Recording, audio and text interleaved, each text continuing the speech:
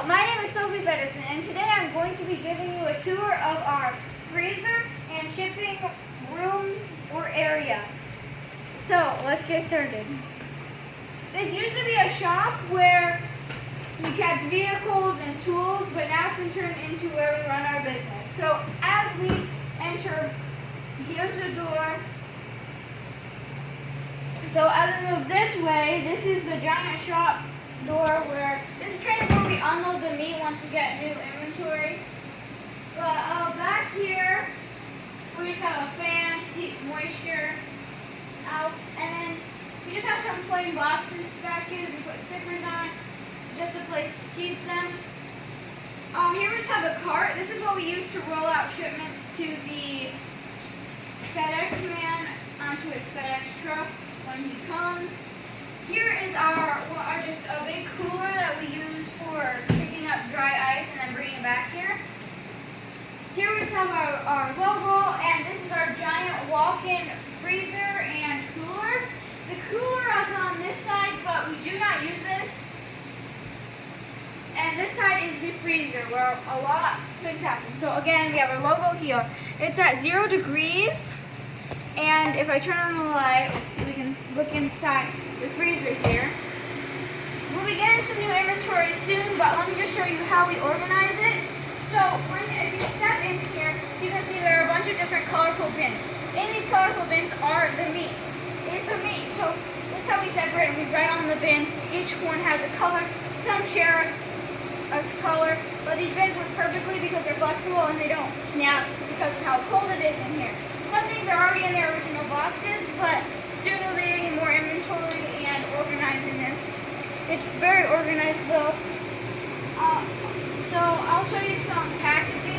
So for example, here's a Denver steak, and this is what our packaging looks like. This is done at QPS in Omaha. It has our logo and everything. It's very nice. An example of our meat. So let's step out of there because it is very cold. Okay, so moving on to over here first of all, this is just the door to the other side of the shop. Nothing that too exciting. There's some random boxes here, a garbage can, broom, things like that. So over here, this is where everything goes on. The shipping goes on and everything like that. So first I'm just going to show you this here, which is just a little shelf organizer that we keep some shipping papers and things like that in. Right here we have the NAMI Meat Buyer's Book. Very helpful when we first started the business, when my parents first started the business. Over here we just have some other shipping papers like the thank you note that every customer will receive. Also some cooking tips they will receive. And that all comes in a little plastic baggie that closes with their meat on top of the foam container. They also will get their invoice in that. We just have some plain paper here, and right here is normally an order form that I fill out when people are coming here to pick up their meat. Then as we move over here, we just have a chair. We have our Department of Inspections and Appeals approval sheet. Then we have just a business card holder with some business cards in there. Okay. Over here we just have a scale that we use for weighing the packages and so that we know how much dry ice is in there because we need that for shipping purposes. Scale. Very simple. As I was saying, this is the shipping area. So this is where we put together boxes, where we package the meat. We put everything together and then it goes straight into the freezer and then onto the truck and to your homes. So this is our shipping area. And we just have some gloves for when we're handling dry ice.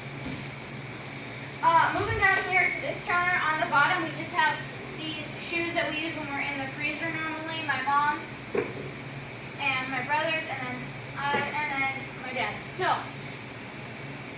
down here we just have some random boxes, things that are for when we go on the road with our freezer trailer. We also just have a X-Acto cutter for cardboard. Right here we just have some extra bins for once we get some more inventory. We just have some extra bins, and in here we also have some extra stickers for the outsides of the boxes. Those stickers right there.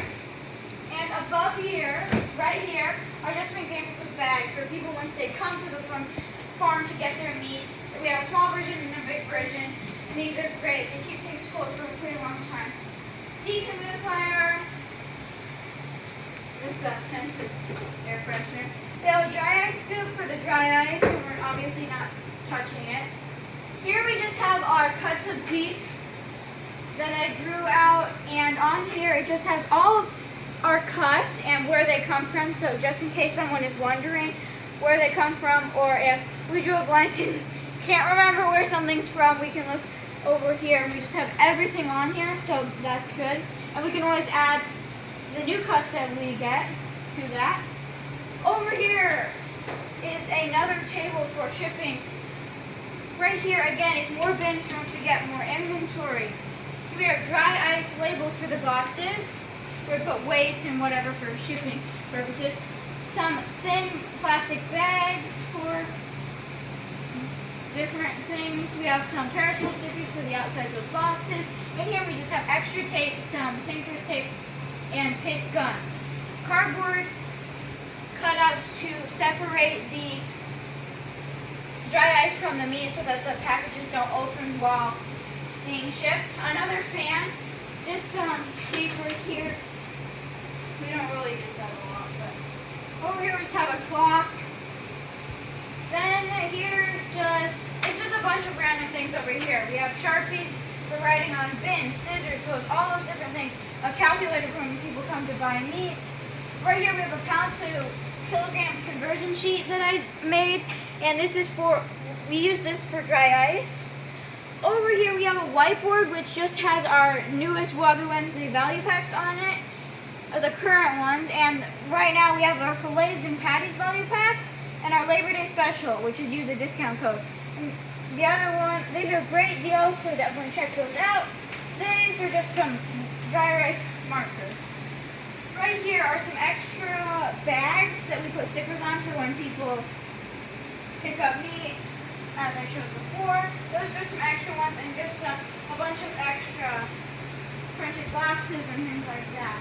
As we move to this side, right here, this is where we keep all of the boxes that we're going to use for this week's shipments. So we just have those up there.